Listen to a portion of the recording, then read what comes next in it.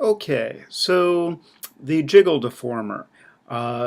You probably should watch the soft bodies tutorial.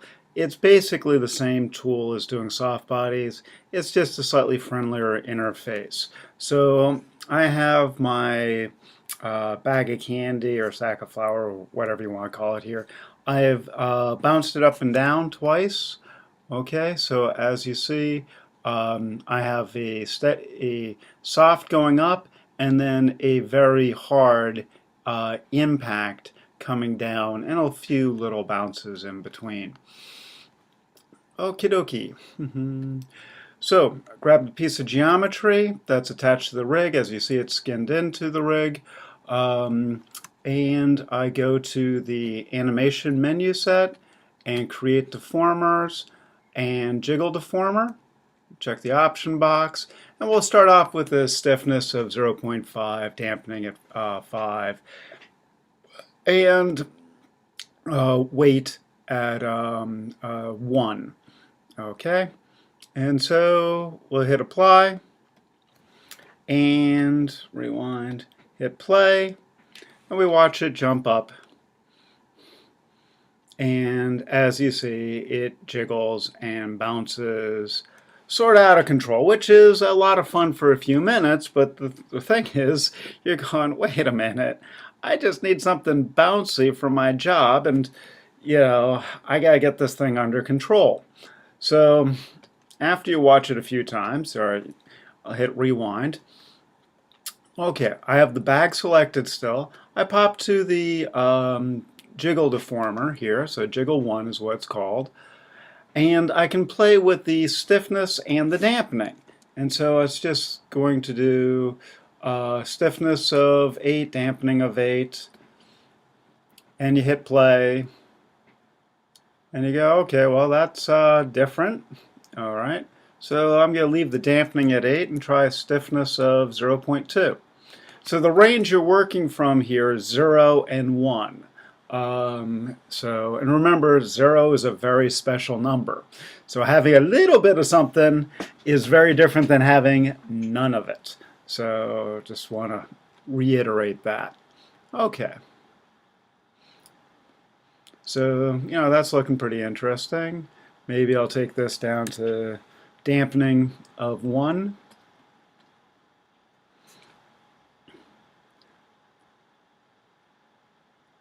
So as you see, that's, a bit more controllable. Still damn funny. Still not exactly useful. So now, of course, you can key the settings over time. All right. So to get the look and the motion that you want, you're going to have to play with these settings on your model, a bunch of times, and make sure that you get, it feels like the material that you're trying to simulate. Alrighty. And don't forget to really see what it's going to look like. You're going to have to do a play blast. So, I'll just bash through this at this point. So you sort of have an educated guess of what it's going to look like there with the machine processing it. But to really know what it's going to look like, you have to cook out a small video. And hopefully it opens up. And it pops up on the other screen. So let's move that over here.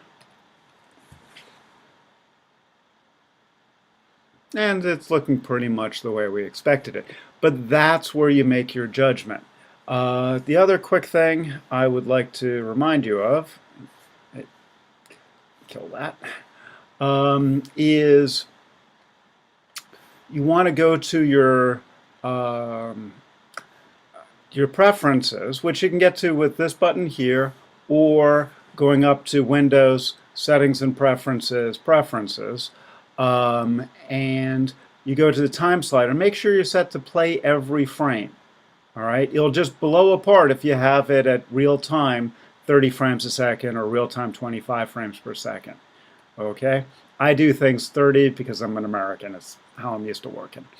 All right. So you're going, all right, well, yeah, geez, Steve, that's interesting, but seems a pain to get it into something manageable, something I'd like to use. Well, so to do that, we have, of course, another step. To get more control over it, we can paint the jiggliness on the surface. Okay, and there's several places I can go to do that. One way is I'm in the animation menu set, and I go to Create Deformers, and no, maybe it's under Edit Deformers. Yeah, here we go. Paint Jiggle Weights tool. So notice there's also other paint weight tools here that you can play with as well. Alrighty. The other option, if you don't go to it via that, is I right mouse button over the geometry. I make sure I'm over part of the geometry where I'm not over something else, right? And I go to down here to paint, and it says, hey, do you want to paint the, let's see, the vertex shading? Do you want to paint the skin cluster? Do you want to paint the jiggle? I want to paint the jiggle. So great. So here I have the tool. Now, right now, the whole thing is ultra jiggly because the weight is set to 1 globally. So to adjust that, what I'll do is I'm going to start with everything at 0. So I'm going to turn the jiggliness off on the whole critter. So I'm going to set it to replace, set the value I'm painting to 1. Okay, don't confuse the value and the opacity. So the opacity is at 1, value here is at 0, and I hit flood. So that blacks the whole thing. I then am going to add in 0.2. Okay? And so I'm going to paint just this belly area here. And a little bit on the backside. Okay. And so by using 2, the more every time I pass over a CV, I'm adding 2, right? 0.2 to it. All right, so now I hit play.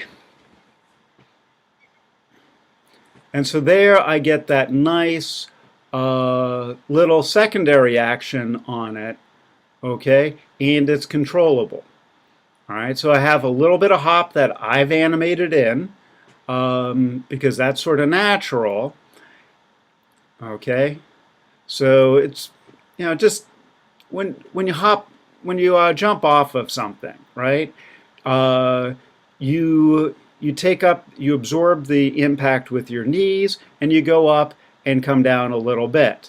But then the various pieces of you, if you have a little extra fat on you, they're going to move. They're going to continue to move, and that's what I'm letting the computer do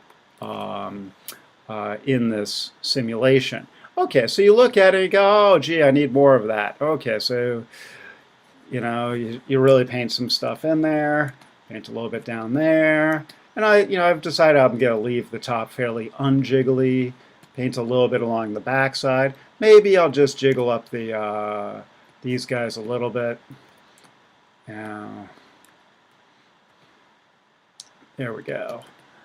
And oops, needs a little bit more there. Maybe smooth a bit there. Smooth. Yeah. Okay, you need to smooth. Okay. So that just gets everybody even a bit. Great. So if I'm happy with that, I hit play, and I think that's too much. All right. Back. Stop. Back. All right. So it can get out of hand real easy. And so it's, let's see. Yep. Yeah, so probably what I would do is, you know, typically I just go back and start fresh on the whole thing. You know, so I slowly build it up, you know, cautiously testing to get what I need to do. So anyhow, yeah, if you like doing this sort of work, maybe you have a career as a special effects artist, also maybe as a cloth artist. Okay, so cloth ends up being a lot of this sort of work as well. It's just more advanced than this. So let's just give that a hop, see what we get there. Yeah, so that just gives you that nice little subtle bounce in those regions. That just keeps the whole thing having that proper weight. And remember, weight is one of the 12 principles of animation. So it's very important. Hope that helps. Have fun.